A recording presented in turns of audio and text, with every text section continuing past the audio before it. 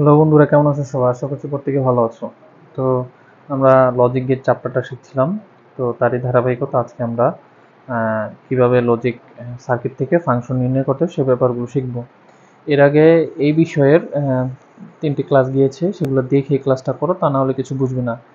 তারও আগে কিভাবে ফাংশন থেকে সার্কিট আঁকতে হয় সেই ব্যাপারগুলো শেখানো হয়েছে। তো আমার মনে হয় এই পুরো ব্যাপারগুলো দেখে আসলে আজকের ক্লাসটা বুঝবে, তা না হলে কিছু বুঝবে না। প্রত্যেকটা ক্লাসের লিঙ্ক আমি ডেসক্রিপশন বক্সে দিয়ে রেখেছি, সেখান থেকে দেখে ক্লাসগুলো করো। আশা করছি বুঝতে পারবো তখন। চলো দেরি না করে শুরু করি। তো আজকে 16 নম্বর সার্কিট থেকে কিভাবে আমরা ফাংশন কীভাবে নির্ণয় করে সেটা শিখবো। তো সার্কিটটা যেভাবে আঁকা হয়েছে ঠিক সেভাবে আমরা আঁকবো। নিয়মগুলো আগেও আমরা বলেছি। তো এখানে যে এটা দেওয়া আছে এটা কিন্তু নট গেটকে নির্দেশ করে। তাহলে এখানে যে প্রতীক থাকবে এখানে সে প্রতীকের বার হবে। তাহলে আমরা শুরু করি, এটা আঁকি। এটা একটা নট গেটকে রিপ্রেজেন্ট করার একটা সিম্বল। তো এটা আমরা শিখলাম নট গেটকে বিভিন্নভাবে এরা রিপ্রেজেন্ট করে। তো এটা একটা সিম্বল। এর আগে কয়েকটা আমরা শিখেছি যে নট গেটকে কীভাবে বিভিন্নভাবে এরা প্রেজেন্টেশন করে। তাহলে এটা এখানে যদি বি হয় এখানে হবে বি বার। এটা অনেকে নটও বলে, আমি বার বলি আর কি। তো একই কথা। এখানে কি আছে? Or gate. তাহলে এইটা আর এইটা এখানে অর গেট হবে, এ বার প্লাস বি বার। তারপরে ইনপুটটা এসেছে বি থেকে, আর এই ইনপুটটা এসেছে এ থেকে। এখানে এন্ড গেট, আর এটার জন্য হবে হোল বার। তাহলে এ, এটা বি, এটা এ, তাহলে এ বি কি হবে? এন্ড গেট অবস্থা হবে, এটার জন্য হোল বার। ওকে। তারপর এখানে এসে কি হয়েছে? অর গেট, আর এটার জন্য হবে হোল বার। অর্থাৎ এইটা এবং এইটা এখানে অর গেট অবস্থায় হবে, এইটা প্লাস এটা। এটার এটা অর গেট করলাম, আর এটার জন্য হোল বার। এখানে যে প্রতীকটা থাকে, সুতরাং সেই প্রতীকটা সমান আমরা ফাংশনটা লিখে আমাদের কাজ শেষ হয়ে যায়।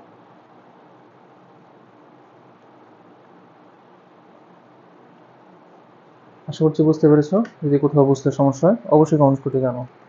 আমরা চলে যাচ্ছি আমাদের পরবর্তী সার্কিটটাতে। তো আমরা পরবর্তী সার্কিট এঁকেছি, চলো দেখি এটা কীভাবে করে।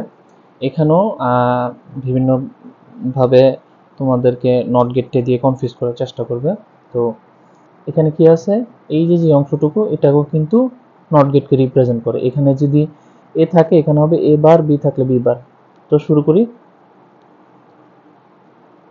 তাহলে আমরা আরেকবার শিখলাম যে এটাও একটা নট গেট। তারপরে বি, এখানে হবে বি বার। তারপর আছে সি, এখানে হবে সি বার। তাহলে এখানে তিনটা এন্ড গেট অবস্থায় মিলিত হয়েছে এখানে। ওকে।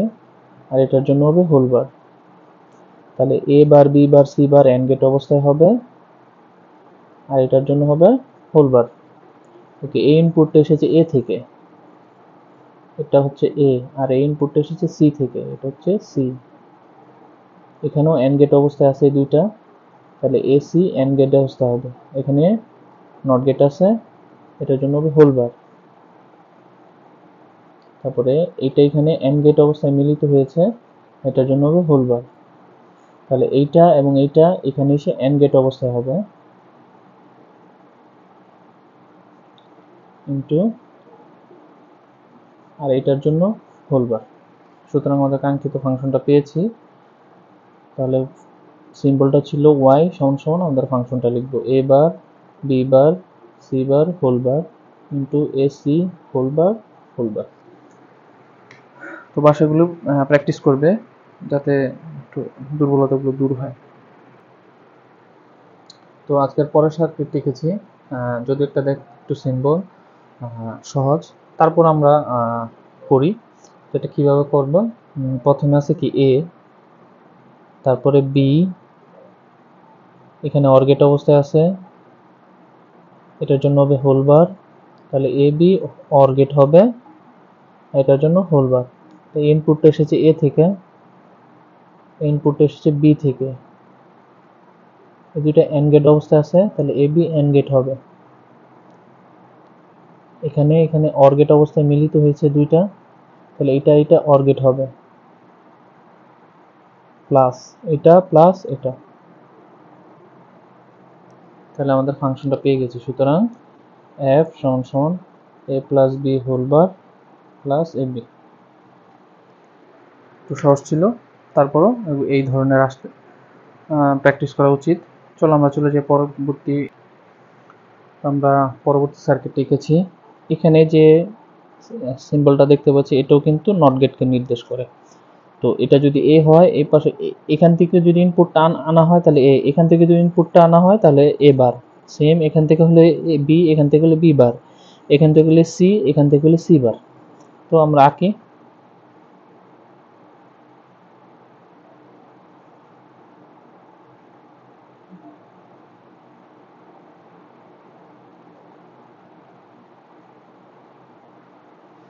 এ বি সি, তাহলে এটা এ বার, এটা বি বার, এটা সি বার।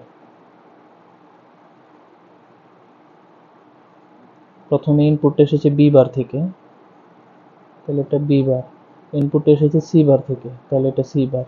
এখানে অর গেট অবস্থায় মিলিত হয়েছে, আবার এটার জন্য হোল বার হবে, তাহলে B bar plus C bar, এটার জন্য হোল বার। ইনপুট এসেছে বি বার থেকে, তাহলে এখান থেকে এটা হবে বি বার। ইনপুটটা এসেছে এ বার থেকে, এটা এ বার। এখন এই তিনটে ইনপুট এখানে এসে মিলিত হয়েছে অর গেট অবস্থায় এখানে, তাহলে অর গেট, এটার জন্য হবে হোল বার। এটা অর গেট অবস্থা হবে, এটা plus B bar plus A বার, আর এটার জন্য হোল বার। আবার এখানে কি আবার নট গেট অবস্থায়, তার মানে আরেকটা বার হবে, এটাও কিন্তু নট গেটকে রিপ্রেজেন্ট করে। তাহলে পূর্বের যে সার্কিটটা ফাংশনটা থাকে এটার সাথে এটা আবার বার অবস্থায় হবে। এই যে পূর্বেরটা পর্যন্ত আমরা রাখছি, তারপরে এটার জন্য আরেকটা বার হবে। সুতরাং আমাদের কাঙ্ক্ষিত ফাংশনটা হচ্ছে এক্স সমান সমান B bar plus C bar whole bar plus B bar plus A bar whole bar double bar. আশা করছি বুঝতে পেরেছো। তো আজকের ক্লাসে আমরা লাস্ট ফাংশনটাতে চলে যাই, সার্কিটটাতে। আমরা প্রতি ক্লাসে 5টা করে প্র্যাকটিস করি। তো আজকের লাস্ট সার্কিটটা হচ্ছে এরকম। তো চলো দেখি আঁকি। তো এখানে যে সিম্বলটা আছে এটা কিন্তু নট গেটকে রিপ্রেজেন্ট করে, অর্থাৎ যদি এটাই হয় এই পাশেরটা হবে এ বার। সেমে তো এগুলো তো থাকতে পারতো, তো যেরকম আছে এরকম আঁকি। তো এর আগে হয়তো কোথাও আমরা এরকম করেছি, সেটা হয়তো এই পাশে ছিল, কিন্তু যে অ্যাঙ্গেলই থাকুক না কেন, তো এটা যদি এইভাবে থাকে, অ্যাঙ্গেলটা এখানে ঘুরিয়ে দিয়েছে, তো সেটা কিন্তু নট গেটকে রিপ্রেজেন্ট করবে। তো চলো আঁকি।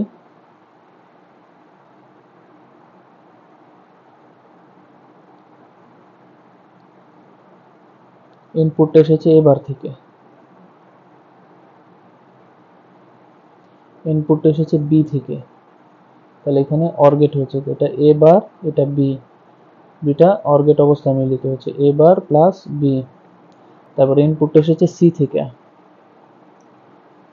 এটার নাম সি, তাহলে এখানে আবার এন্ড গেট অবস্থায় মিলিত হয়েছে, তাহলে এটা এন্ড গেট অবস্থায় হবে, এন্ড গেট।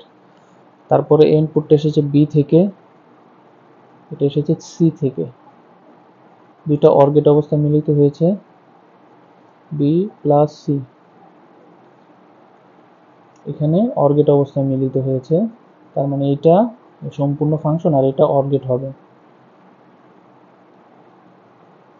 এটা প্লাস এটা।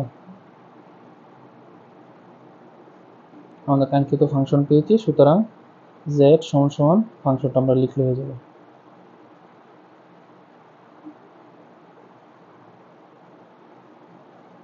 আশা করছি বুঝতে পেরেছো। যদি কোথাও বুঝতে সমস্যা হয় কমেন্ট করে জানাও, অবশ্যই তার রিপ্লাই দেবো। আর ভালো লাগলে অবশ্যই ভিডিওটি সবার সাথে শেয়ার করো, যাতে প্রত্যেকে তোমাদের মতো করে এই বিষয়গুলো শিখতে পারে। সে পর্যন্ত আল্লাহ হাফেজ, পরবর্তী কোনো ক্লাসে দেখা হচ্ছে।